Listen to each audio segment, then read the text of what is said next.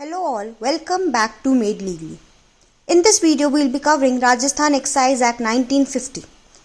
This series or this video is very important for all the judicial aspirants who want to crack their Rajasthan Judicial Services prelim examination, which is to be notified soon. The forms are out from 1st of March till 30th of March. So I request all the judicial aspirants to just clear their minds, stop panicking and fill the form. And rest, we'll do the job. You need to just study for the same. I have already made a video whereby I have given you the structure or the schedule what to follow. I have already made a timetable for you all to follow it. Follow those guidelines which as a mentor I am providing you. I have already dealt with Rajasthan Court Fees Act. This is the second video on the specific Rajasthan series which I will be dealing. Now you just simply have to have your register, a pen and nothing else. If you have the Bail Act, well and good. If you don't have the Bail Act, not to worry, because I'll be dealing with the specific words, specific provisions which you need to study. Let's just start with the Act without wasting much of our time. So this is 1950s Act and it has been made by His Highness the Raj Pramukh on the 20th March 1950. कुछ चीज़ें हैं जो कि note करनी है, जैसे कि ये जहां पर कहा गया है कि राज प्रमुख ने कब इसको मेड किया, कब बनाया, 20th of March of 1950. अब आ जाते हैं दूसरा, कब से ये एनफोर्समेंट में आया? ये आया था आपका एनफोर्समेंट में 1 जुलाई 1950. तो मार्च में बना और जुलाई में 1 जुलाई को एनफोर्समेंट में भी आ गया. Now let us understand and deal with the most important definitions. बहुत सारी definitions दी हुई हैं, but most important की अगर मैं बात करूं तो you can study beer के में ale, stout, porter and all other fermented liquors made from the malt. आप इतना बस पढ़ो, इससे ज़्यादा कुछ नहीं. फिर आ जाते हैं important provisions की अगर बात करें तो 5 में एक्साइज कमिश्नर दिया गया है जो कि यही बता देगा it is appointed by state government. Now excise duty is given under clause 6, which means any duty of excise imposed by or under this act on excisable articles manufactured or produced in those parts of the state of Rajasthan to which this act extends. अब मैंने ये start कर दिया definition clause से इसलिए क्योंकि मुझे ये उम्मीद है कि आपको पता होगा एक्साइज का मतलब क्या है. It is a kind of tax which is imposed not to just simply imposing the tax but rather with a motive to regulate the sale of liquor, the sale, manufacturing, production of liquor. So the state government has the right to impose the excises, the kind of tax that is the state tax upon the production, manufacturing and sale of these hard drinks, that is liquor. ठीक है. The excise commissioner, excise duty and excise officer means any officer or person other than the excise commissioner appointed under section 9 or invested with power of an excise officer under this act. Then you can study what is the meaning of excise revenue. So revenue derived or derivable from any payment, duty, fee, tax, fine, etc. on or confiscation imposed or order under the provision of this act or any other law for the time being in force. अब export नहीं समझनी, formatted liquor आप चाहें तो एक बार पढ़ सकते हैं, इतना ज़्यादा क्वेश्चन, इतना इन डेप्थ इन चीज़ों से क्वेश्चन नहीं आता है. इंटॉक्सिकेटेड ड्रग की अगर मैं बात करूँ तो 14 में दिया हुआ है. जस्ट रीड दिस कि इंटॉक्सिकेटेड ड्रग क्या होता है. कोई इस पर क्वेश्चन नहीं आएगा but still you can just simply read it. Liquor आप जैसे बियर की आपने डेफिनेशन पढ़ी वैसे ही क्लॉज 15 में आपको लिकर की डेफिनेशन में पढ़ लेना है. एक बार बस पढ़ लो कि ये चीज़ें हैं. इन केस कल क्वेश्चन आ गया कि लिकर इंक्लूड्स दिस तो आपको याद होना चाहिए कि यार ये चीज़ें इंक्लूडेड है, ये चीज़ नहीं है. Magistrate means magistrate of first class. Manufacture ये सब आपके लिए इंपॉर्टेंट नहीं है. गोइंग अहेड आगे चलते हैं. हाँ, ये सब भी आपके लिए इंपॉर्टेंट है. टू बॉटल, टोला, ये सब की कोई जरूरत, ट्रांसपोर्ट की जरूरत नहीं है. ना let's just start with the provisions, main provisions and then we'll end up this session. Main motive इस वीडियो का है कि आपको इन शॉर्ट इंपॉर्टेंट प्रोविजन से डील कराना, not to waste time on going ahead with the not so important provisions, going ahead merely with reading the Bail Act. Rather than that, you just had some focus कि यार मुझको इतना पढ़ना है और इससे मेरा एग्जाम क्वालिफाई हो जाएगा. Understood? So coming to section 4, power of state government to declare what is deemed liquor. तो यहीं पर ही इसने बोल दिया है who has the power to declare what is to be deemed liquor. It is upon the state government. State government has the authority to declare that. as well as it has the power to declare what is country liquor and foreign liquor respectively. Secondly, 5 कहता है it is the power of the state government to declare the limit of sale by retail. Correct, कोई as such यहाँ limit नहीं दी हुई है, but it is the power of the state government to declare the limit. जो हम bear heading से ही समझ ले रहे हैं उसके लिए इन डेप्थ प्रोविजन पढ़ने की जरूरत नहीं है. तो 5 डील करता है स्टेट गवर्नमेंट की पावर के साथ कि वो कितना लिमिट में सेल हो सकती है बाय रिटेल, वो करेगा. सेक्शन 6 कह रहा है सिंपली कि अगर किसी पोजेशन में है किसी वाइफ के, क्लर्क के, सर्वेंट में, तो डीम्ड माना जाएगा कि वो उस जिस पर्सन की वो वाइफ है, क्लर्क है, सर्वेंट है, वो उन्हीं के ही पोजेशन में है. Understood. Now section 7 is not important. Going ahead with chapter 2, let me just tell you there are total around 10 chapters. There are total around 74-77 sections in this. So we'll be dealing with the most important sections. अब मैं एक आपको बताऊँ कितने expected questions हैं. तो around आप मान लीजिए 4 to 5 क्वेश्चंस इस इस एक्ट से आ सकते हैं. तो अकॉर्डिंगली हमें इस पे ध्यान देना है. Now coming to control and establishment, chapter 2, section 8 talks about control of the excise department. तो who has the control? It is the state government who has the control upon the excise department. Now पहले हमने पढ़ लिया था appointment of commissioner and excise commissioner. The state government shall appoint an excise commissioner and may appoint as many additional excise commissioners. तो state government पर authority है excise commissioner and additional excise commissioners को appoint करने की. With that he has the authority to even appoint the joint excise commissioner, duty excise commissioners, district excise commissioners, assistant and other excise commissioners. In short, we need to remember that it is the state government who has the power and authority to appoint the excise commissioners under section 9, and state government has the power to control the excise department under section 8. Nothing else. Now moving ahead with appeals and revision, 9A. An appeal shall lie. अब किसके पास appeal लाई करनी चाहिए, बहुत important है. To the excise commissioner. अगर किसी excise officer से कोई अपील जाएगी तो किसके पास जाएगी? एक्साइज कमिश्नर के पास. The appeal from excise officers lies to excise commissioner. अब एक्साइज कमिश्नर्स में हमें प्रॉब्लम आई तब कहाँ जाएगी? To the division bench of the Rajasthan tax board. ठीक है, from the excise commissioner the appeal will lie to division bench of the Rajasthan tax board. Now secondly 75% of the amount demand जो create हो रही है, जो भी आप डिमांड कर रहे हैं, उतनी आपको पे करनी है तभी अपील होगी. ठीक है, provided no appeal shall be entertain unless accompanied by a satisfactory proof of payment of 75% of the amount. Now, very important is the time period for the same. The appeal may be preferred at any time within 60 days from the date of order complained of. 60 days के within आप अपनी appeal prefer कर सकते हैं. Commissioner से appeal जाती है division bench में. चलिए आगे चलते हैं. The decision is final. अगर आप अपील नहीं कर रहे हैं, subject to the revision, it is final, चाहे वो एक्साइज कमिश्नर का हो चाहे वो डिवीजन बेंच का हो. फाइन. सेकेंडली यहाँ चीज लिखिए, द डिवीजन बेंच में revise any order passed on appeal by the excise commissioner as well. और जी रिविजन की बात की गई है, रिविजन कब तक करना है? With in the period of 30 days. तो टाइम पीरियड अपील का 60 डेज है एंड रिविजन का 30 डेज है. 9 भी बात करता है जुरिस्डिक्शन की, कि सिविल कोर्ट्स का जो जुरिस्डिक्शन है वो बार्ड है. ठीक है, they can not exercise because यहाँ पर हमने एक स्पेशल अथॉरिटीज क्रिएट करी है जिनको हमने जुरिस्डिक्शन दे रखा है to deal upon this matter. Now it is the state government who has the authority to appoint and empower them and give the powers to those appointed. Section 9 के अंदर जो हमने अपॉइंटेड ऑफिसर्स किए थे. Similarly किसके पास power है to establishment of check post, inspection करने का किसके पास ये पावर है? तो हमने ये पावर दिया है simply not to anybody else but to our this officer itself. Your excise commissioner has the power. ठीक है, excise commissioner has the power to establish check post and to inspect the inspection of the goods, nothing else.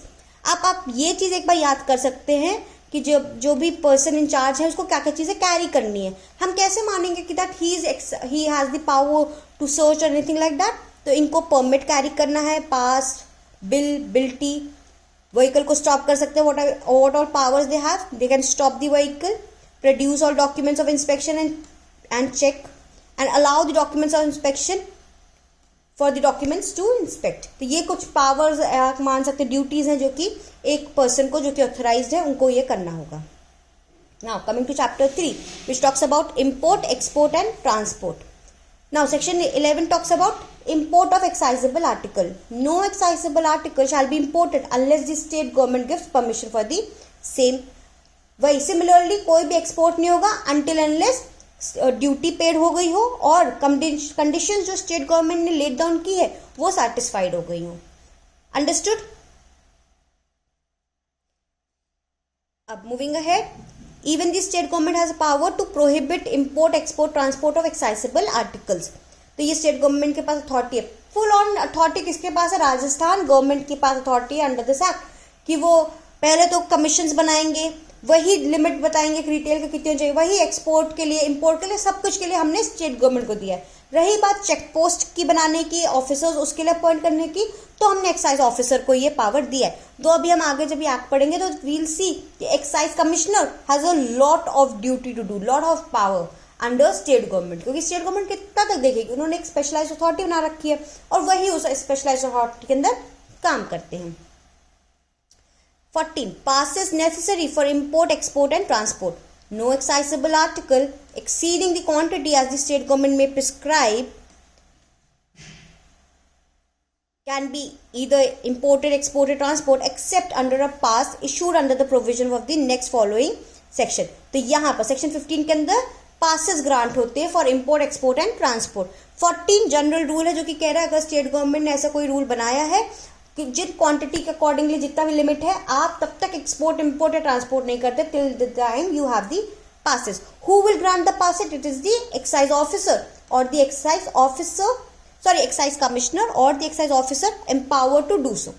ठीक है, तो excise commissioner के पास क्या power है? Grant करने की passes for import, export and transport as per section 15. Very important for you. Now moving ahead with chapter 4 which talks about manufacture, possession and sale. मैं बताऊं तो ये चैप्टर उतना है इम्पोर्टेंट, मतलब उतना कोई मतलब इम्पोर्टेंट नहीं है क्योंकि इसमें काफ़ी ज़्यादा क्या कहते हैं टेक्निकल वर्ड्स यूज़ करें, तो इसलिए हम ये सब देखेंगे कि क्या क्या चीज़ें एक्साइजेबल आर्टिकल मैन्युफैक्चर नहीं हो सकते, उनके लिए आप पढ़ सकते हो. हेम्प प्लांट हो, हेम्प प्लांट का कोई पोर्शन हो, कोई लिकर बॉटल फॉर सेल, तरी producing tree to be trapped, ये सब आप एक बार पढ़ लेना. आई डाउट के क्वेश्चन आएंगे but still you should just read this, क्योंकि कल हो सकता है कि आपको फंसाने के चक्कर में आपसे क्वेश्चन पूछ ले जाए. तो कभी भी ऐसा नहीं कोई चीज़ हम छोड़ दें, जस्ट रीड दिस आउट. आप एक बार रीड करोगे, 2 बार रीड करोगे तो आगे जाके जब भी क्वेश्चन आएगा ना तो आपका खुद माइंड बता देगा कि ये सही है, ये गलत है. अंडरस्टूड. कब तक नहीं कर सकते? Accept under the authority excise officer. भाई एक्साइज ऑफिसर, एक्साइज कमिश्नर जब तक कि उसको ऑथराइज ना करे तब तक वो चीज़ें नहीं हो सकती. कोई डिस्टिलरी, ब्रेवरी या पॉट स्टिल बी कंस्ट्रक्टेड और worked except with the authority given under by the behalf of excise officer.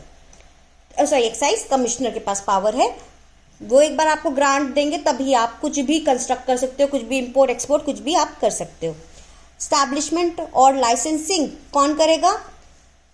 ये भी एक्साइज कमिश्नर के पास राइट है कि वो स्टैब्लिश करना, लाइसेंसिंग करना, ये सब चीज़ें वो करवाएगा. Section 17 talks about the power of excise commissioner to establish or licensing of distilleries and warehouses. Now removal of excisable articles from distillery etc. किसके पास है? No excisable article shall be removed until and unless the duty payable therein under has been paid or a bond has been executed for the payment thereof. तो कोई भी remove नहीं होगा कोई भी article until unless duty has been paid for the same. Section 19 states possession of excisable article in excess of quantity prescribed by the state government prohibited except under permission. तो no person not liable to be licensed to manufacture etc. जितना भी quantity axis quantity में करने लगा जितना state government ने कहा है तब until and unless he has the permit by the excise commissioner or excise officer तभी वो कर सकता है. ठीक है. And this does not extend to foreign liquor. Very important. Possession exceeded amount का आपका ये जो सेक्शन है section 19 that does not apply to foreign liquor. Nothing else. इसके बाद हम आगे आ जाते हैं, इससे ज़्यादा कुछ इंपॉर्टेंट इसमें है नहीं. Section 20 talks about sale of excisable article without licence prohibited. अगर आप सेल कर रहे हैं विदाउट लाइसेंस तो वो प्रोहिबिटेड है। कौन आपको लाइसेंस देगा? एक्साइज कमिश्नर आपको देता है या तो एक्साइज ऑफिसर देगा। Provided that a person licensed under this act to cultivate और collect the hemp plant etcetera etcetera. बस इससे ज्यादा आपको कुछ नहीं पढ़ने की जरूरत है, बस आप इतना पढ़िएगा। अगर भाई ऑब्वियसली ग्रांट नहीं है, सेल का कोई लाइसेंस नहीं है, लाइसेंस कौन देगा? आपका एक्साइज ऑफिसर देता है। Sale of excisable articles, no liquor, bottle, etc. and no excisable article shall be sold otherwise in accordance with the terms and conditions a licensee granted license granted in that behalf। जो terms and conditions license में दिया accordingly आप cell कर सकते हो, वरना cell आपका मना हो जाएगा। Prohibition of sale to certain persons, कौन कौन से हैं? No person, no vendor and no person in the employ of shall sell or deliver any liquor to any person। very important, section 22 is very important। किन किन को आप cell नहीं कर सकते हो? to any person apparently under the age of 18 years, any person of unsound mind or any soldier or on duty and in uniform except with the permission of the proper officer of the unit to which the soldier belongs। तो there are three kinds of persons। 18 साल के below that is minor, unsound person या किसी भी soldier, simple अगर soldier लिखा है तब नहीं, soldier on duty and in uniform is important. इनको आप नहीं सेल कर सकते until unless he has the permission from the proper officer. Fine, very important.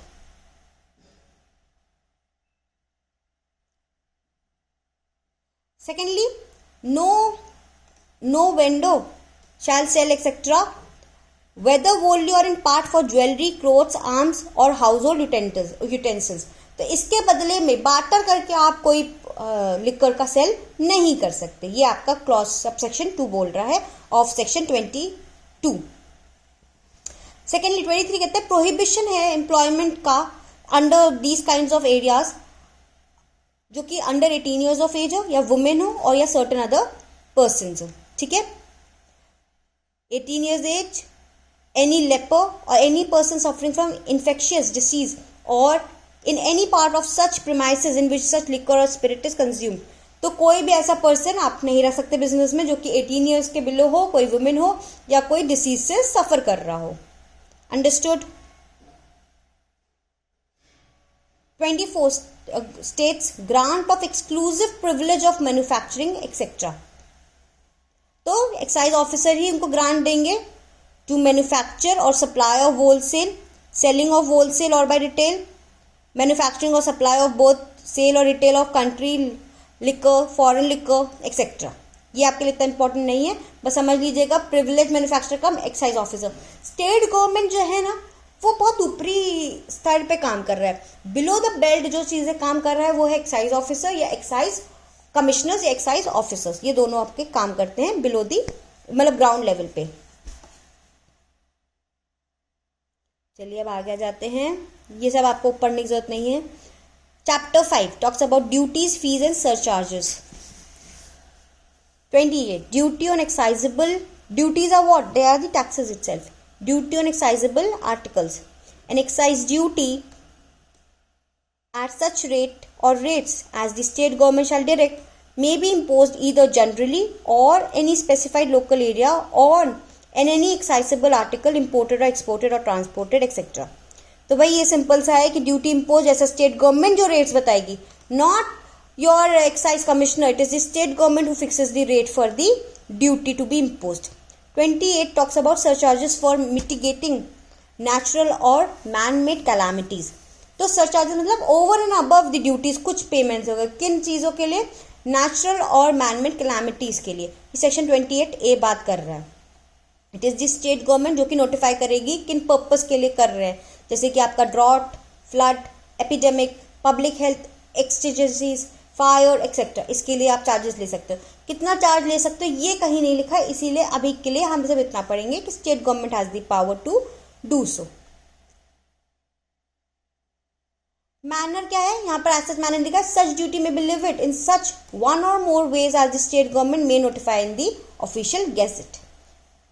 Payment for exclusive privilege, the excise commissioner may accept payment of such sum in consideration of the grant of license. तो किसके पास जाएगा वो payment? Excise commissioner उसको accept करेंगे। 30A talks about interest interest कितना payable होगा। तो एज सच यहाँ पर कोई इंटरेस्ट नहीं दिया हुआ है, बस इतना बताया गया है कि due simple interest as such rate as the state government may notified.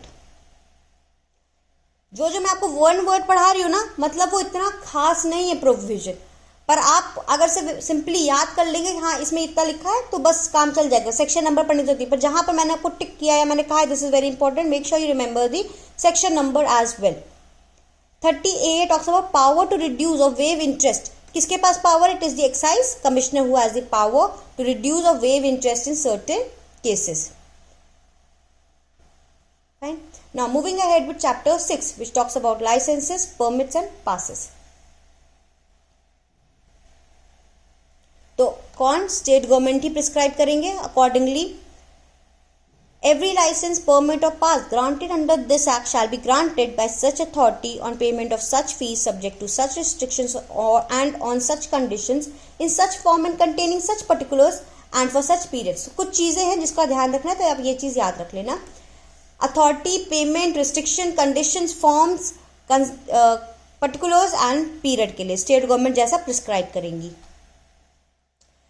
32 not important. 33 power of authority granting license to require execution of counterpart agreement. This is also not important. Power to cancel and suspend. 34 important. Who has the power subject to such restrictions? Give me a second. Subject to such restrictions as the state government may prescribe. The authority granting. Who has the power to cancel and suspend? The authority granting. कौन grant कर रहा है? It is always the excise commissioner or excise officer. So those who have the power to cancel and suspend. Transfer और sublet. चलिए इतना पढ़ने की जरूरत नहीं, बस हम ऊपर देख लेते हैं, सफिशिएंट रहेगा, इससे ज्यादा कुछ जरूरत होगी नहीं। ठीक है। 34 में who has the power as per the restrictions given under state government is the power the authority granting it. आपके पास चार ऑप्शन आ रहे हैं, state government, authority granting, excise commissioner, excise officer. So what is the best option to mark over here according to section 34 is the authority granting any license. Don't go ahead with excise commissioner or excise officer until unless authority granting is not given as an option to you, then you can go ahead with excise commissioner. Okay, never go ahead with excise officer. Fine. Now further power to cancel किसके पास है भाई? मतलब यहाँ generally बताया गया further powers to cancel है। It may on remitting a sum equal to amount of fees payable in respect thereof for 15 days cancel the license either on the expiration of 15 days notice और without forfeit notice. कोई notice दिए बिना या तो 15 दिन के notice के बाद आपका जो लाइसेंस उसको कैंसिल कर सकते हैं। Surrender of license to sell by retail. Any holder of a license to sell by retail may surrender his license on the expiration of 1 month notice in writing given by him to the excise commissioner.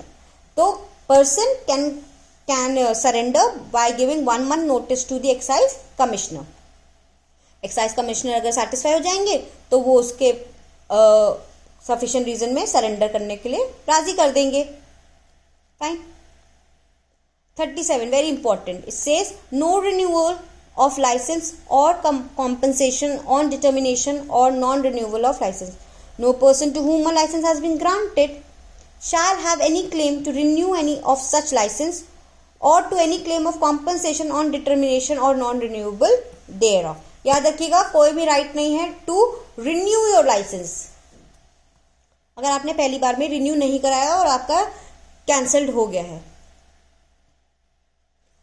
Technical इन अगर irregularities हैं तो कौन solve करेगा? Excise commissioner has the power. ठीक है, उन्हीं का ही डिसीजन फाइनल होगा। Now coming to general provisions chapter 7। चलिए इसमें कुछ चीज आपके इंपॉर्टेंट है तो हम उस हिसाब से पढ़ लेते हैं। 40 रिकवरी ऑफ एक्साइज रेवेन्यू। कौन रिकवर कर सकता है? एक्साइज कमिश्नर और excise officer has the power to recover. कोई ऐसा सच अमाउंट नहीं दिया इसीलिए इतना इंपॉर्टेंट नहीं है, बस ये याद रखिएगा। चलिए आगे बढ़ते हैं। Section 48 special mode of recovery. Notwithstanding anything contained in this act, any law for the time being in force और contract, district excise officer may at any time from time to time by notice in writing shall be sent to the defaulter of his address last known to the district excise officer require. Any person from whom any amount is due may become due to the defaulter. Any person to whom the subsequent hold, चलिए ठीक है, इतना ज़्यादा important नहीं है, बस ये याद रखिएगा. स्पेशल मोड ऑफ रिकवरी में कौन रिकवर कर सकता है? It is the district officer will give the notice in writing और district excise officer will have the right to recover उनसे जो भी आपका बकाया होगा. आगे बढ़ते हैं. 41 सिंपल रूल कहता है कि state government has the power to make rule. किसको नहीं पता है? It is the state government. ये रूल नहीं आपको याद रखने हैं, ये क्वेश्चन नहीं आएगा, but then still remember it is the state government who has the power to make the rule. Power of the chief excise authority to make the rule. Excise commissioner के पास भी अथॉरिटी है to make the rule regarding the regulating the manufacturing supply storage, cultivation of the hemp plant, collection of the portions, bottling, regulating the deposit. ठीक है, ये सब कुछ power इनके पास भी है. इससे ज़्यादा आपसे नहीं पूछा जाएगा, थोड़ा बहुत ही क्वेश्चन आएंगे तो ऊपर के पार्ट्स उसमें ही आएंगे.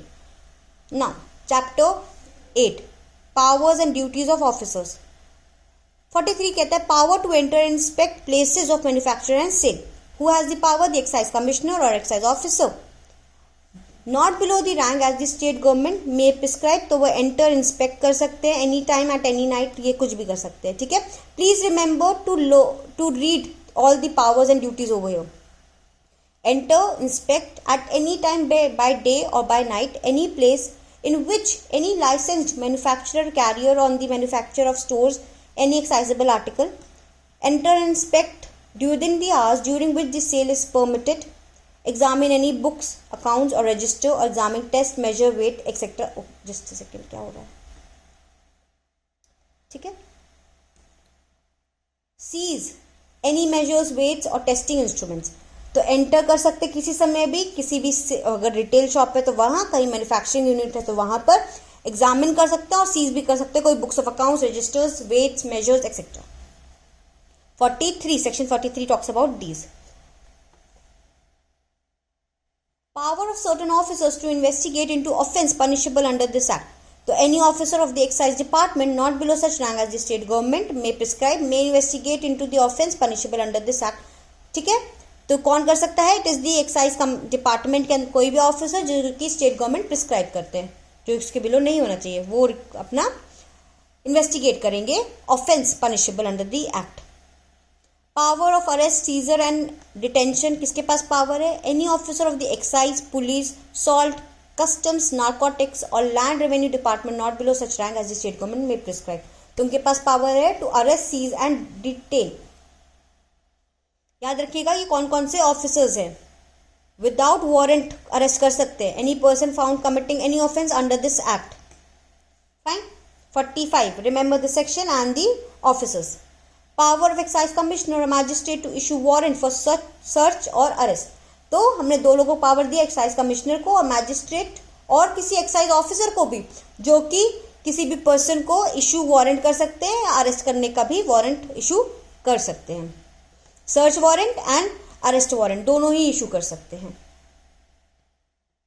Power of excise officer to search without warrant, वो हमने पहले ही पढ़ लिया था. एक्साइज ऑफिसर के पास राइट है, एक्साइज डिपार्टमेंट में किसी भी ऑफिसर राइट है, विदाउट वारंट भी जाके सर्च कर सकते हैं. Very important. 47 remember this, just simply remember कि excise officer has the power to search without warrant as well. There is no bar.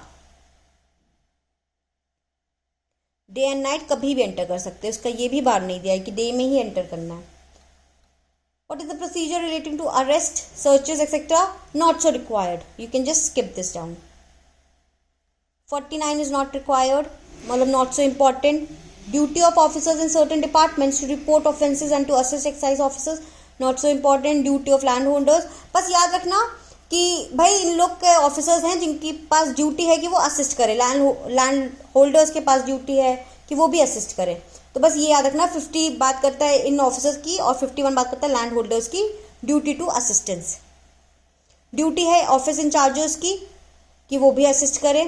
Power to close shops for the sake of public peace, किसके पास power है? The district magistrate by notice in writing to the licensee may require that any shop in which any excitable or intoxicating drug is sold shall be closed. बिल्कुल सही बात है. आ जाते हैं chapter 9 में offences and penalties. 54 penalty for unlawful export etcetera etcetera etcetera. अगर कोई भी unlawful export, import, transport, manufacturing, possession हो रहा है तो उसके लिए कितना पेमेंट किया जा रहा है? Be punishable with imprisonment of a term which shall not be less than 6 months but which may extend to 3 years and with the fine of 20,000 rupees or 5 times the loss of excise duty. Remember these terms. यहाँ पर penalties पूछी जाती हैं तो penalty का याद रखिएगा। 6 महीने से स्टार्ट होके 3 साल तक और फाइन 20,000 रुपीज या फिर 5 times the loss of excise duty, whichever is higher, whichever is less नहीं, whichever is higher.